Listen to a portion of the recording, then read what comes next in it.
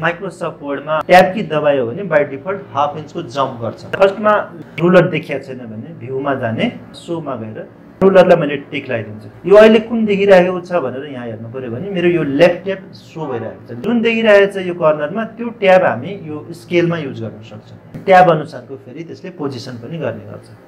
Left ट्याबको use गरेर देखाउँछु। Name भनेर लेख्ने यो लेफ्ट ट्याब आइराख्दा म 2.5 को यसरी यहाँ क्लिक गरिदिन्छु। अब मैले यसमा ट्याब थिच्दियो भने अहिले एकैचोटि जम्प गरेर त्यहाँ पुगिरहेको छ।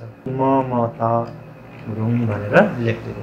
फेरि इन्टर गरिदिन्छु। एड्रेस राम बजार। ट्याब युज गर्न छैन भने फेरि माउस पोइन्टर लैजाने यहाँ यसको नजिकै। जब नाम देखाउँछ यसरी लेफ्ट ट्याब भनेर यसलाई क्लिक गरेर यसरी ड्र्याग गरिदियो भने यो रिमुभ पनि हुन्छ।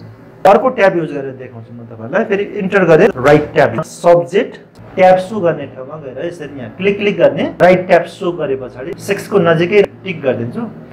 इङ्ग्लिस ट्याब गरेर यसरी यहाँ पेज नम्बर 5 र म्याथ लेख्ने ट्याब गरिदिनुहोस्। पेज 55 डेसिमल ट्याब डेसिमल भ्यालुलाई एरेन्ज गर्नलाई युज गर्छ। ट्याब के हान्दियो भने यो डेसिमल एकैचोटि त्यहाँ गइराखेको छ 45 मा समथिङ लेख्ने र इन्टर गर्दियो 5 गर्दियो। यसरी इन्टर गर्दियो भने त्यसमा त्यो डेसिमल पोइन्ट एउटै लाइनमा बसिरहेको छ कि। अर्को सेन्टर ट्याब यसले टेक्स्टलाई बिचमा मिलाएर राख्ने काम हो। म 2 मा राख्दिन्छु 5। यस पछाडि म यसरी ट्याब गर्ने हो भने लेख्दिन्छु म टिचर ट्याब गर्दै म्यानेजर इन्टर घर फेरि ट्याब गरिदिन्छु।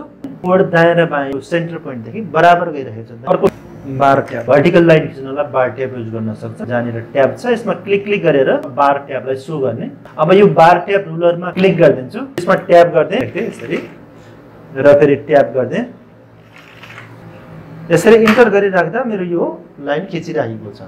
अब फेरि मलाई यो लाइनको युज गर्न छैन भने बार ट्याबमा माउस पोइन्टर लैजाने क्लिक गरेर डकुमेन्टतिर तान्दिने। अब यसमा यसरी लेख्छु अहिले भने यो आइराखेको छ।